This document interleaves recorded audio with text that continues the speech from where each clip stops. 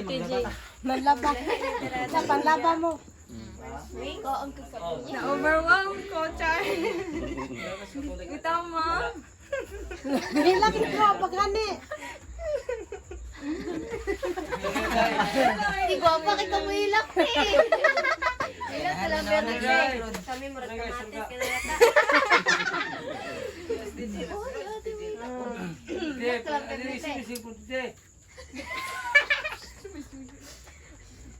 Okay, play. So, may gabi din sa tanan no. Ma.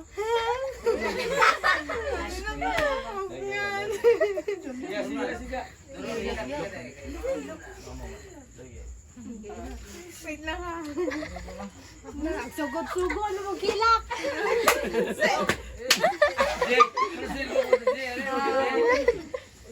Ilag na Jurili, no?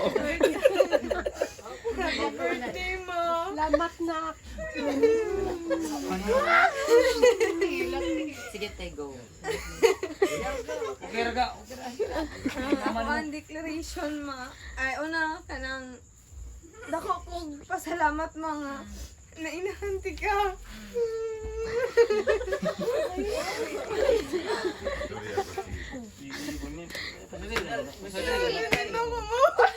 Okay naman.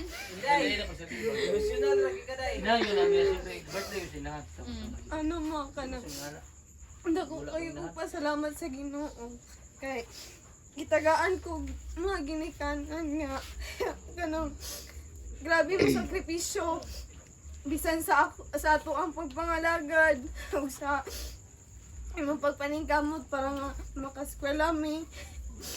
And then dako kog pasalamat mo kay grabe ang inyong gugmang gihatag mao nang kanang blessed pud ko kay kanang gitagaan pud ko kanang heavenly wisdom and knowledge nga gikan sa Ginoo nga kabalo ko mo sabot sa inyong mga advice. And then pasalamatan po nako sa Ginoo kay kanang usa mo ka kanang modelo ba para gani nga ang inyong mga anak kami nga mga anak kay matudluan jud sa husto nga kuan nga pagkinabuhi. And then bless kayo ko kay bisag magdita kayo ko makay imo gyapon ipakita kung unsa mininyo ka ano Anak man. igugma. And then kanang although kanang naay mga problema kay kanang maka-apil naman jud ko kay nana mo ko'y buot kanang kuan pasalamat po ko kay kanang makita po nako sa akong ginikanan kay duo jud ang kasing-kasing sa Ginoo ba.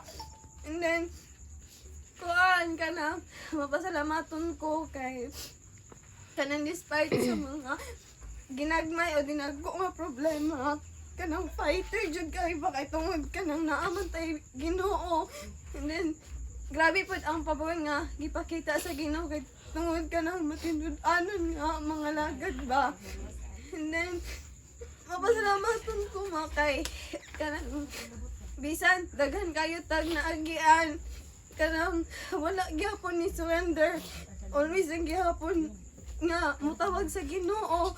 Mag-remind ka sa kung unsa mga buluhaton sa simbahan mo. Diyan na ako ang pinaka-the best na kanang gikuptan kay gitagaan ko ginikanan nga kanang kabalo jud mo tudlo ba kung unsa ang buluhaton nga para sa Ginoo. Bisag gahi kay kog ulo kay night time dili ko maminaw kay ginapalapin ako kilahan dili ko say mag-journal kay grabe na nung singgit i-reach mata na mag-journal yun na daw kay kong pasalamat makay gituluan jud minimo sa espirituhanon nga bahin.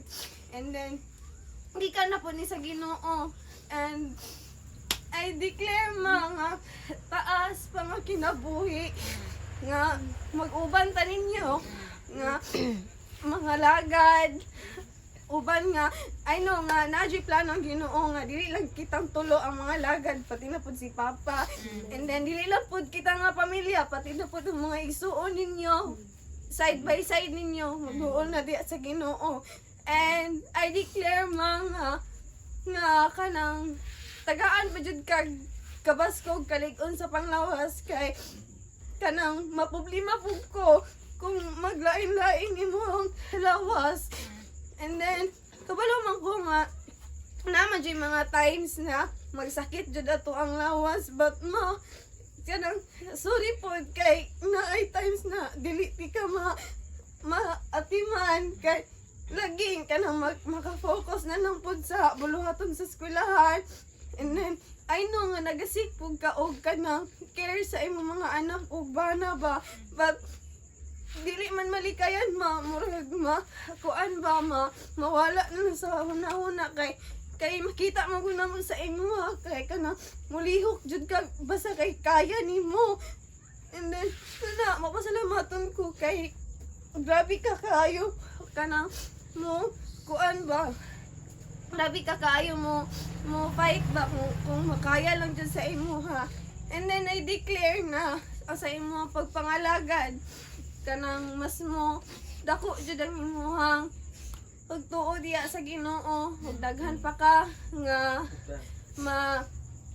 daghan pang mga pulong nga magtatak sa imuhang hunahuna, and kanang always jud ka magtinguha sa presensya sa Ginoo. And then kanang magmalig-on spiritual or physical man kay kabalo man ta nga ang Ginoo dili jud ta niya biyaan. Kiningon gani siya sa Salmo 23:1 nga ang Ginoo mao nga atong magbalantay ug walay makulang kanato. So kabalo na ta nga dili ta pasagdaan sa Ginoo kung bisan unsa man nga mga problema nga moabot sa ato. And I declare nga kuan